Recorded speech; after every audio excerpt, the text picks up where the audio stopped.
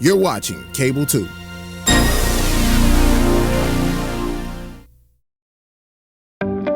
Hello to the thousands of Winston-Salem-Forsyth County Schools employees. I want to start by saying thank you. In the short time that I've been in our district, I have been incredibly impressed by our amazing team. Every single one of you cares deeply about our students. You care about them arriving to school safely.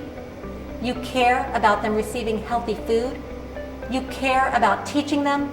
You care about leading them. You care that you are creating an environment where their social, emotional, and academic needs are completely met.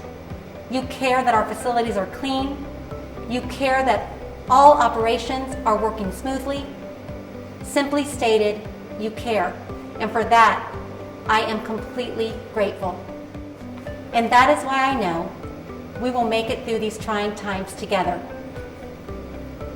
As I speak to you for the first time in my role as your interim superintendent, I want to thank everyone for your outpouring of support. I have received hundreds of emails, and I want you to know I truly appreciate your well wishes, your encouragement, and your willingness to do whatever it takes to be part of the solution for our students. For those who are unable to watch the Board of Education meeting Tuesday evening, I just want to reiterate some key messages that I stated prior to my recommendation for the return of students. The first message was that we really have to come together as a community. This is not the time for finger pointing.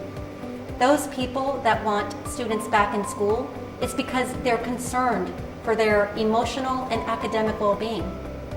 Those that want to stay home because of fear of the virus, they are also very valid in their concerns. And both sides of this argument are wanting to do what is best for students. At the end of the day, that is what I truly believe. Both sides want to do what is best for students.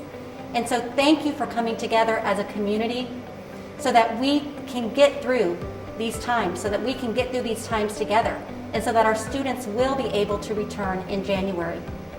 The second message that I wanted to make sure that I shared with everyone was that making judgments about others is also not healthy. When we think that our parents want students to return only because they need a babysitter, that is the farthest thing from the truth. If you're a parent, you know the reason you want your children in school is because that is where you feel they thrive. They have a chance to interact with other students. They have a chance to work with their teachers whom they love so much.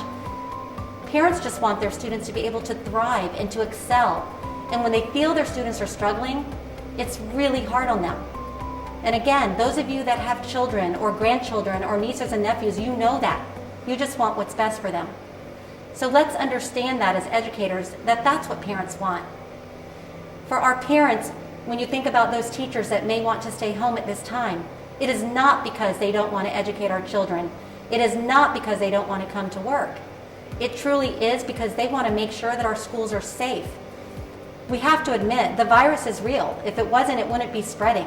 When we look at the data that is being published daily in our community or weekly in our community, it's rising. And so people's fear about getting sick, people's fear about the potential of dying is real. And so once again, that viewpoint is valid. Both sides of this are valid. So as we validate each other's beliefs and opinions, one thing we do know for sure is just how important our schools and our educators are in the lives of our students. That has been proven over and over again. And so my next message is going to be specifically about how we continue supporting our students. We know that the majority of our students are going to continue with remote learning until January. And even beyond that, there will be times that they'll be in remote learning. And so what I ask of all of our educators is to continue to look for ways to make sure that our students' needs are met. As we head into the holidays, I want you to know just how proud and honored I am to serve as your interim superintendent. I wake up each day so excited and invigorated to do this work with you, this very important work with you.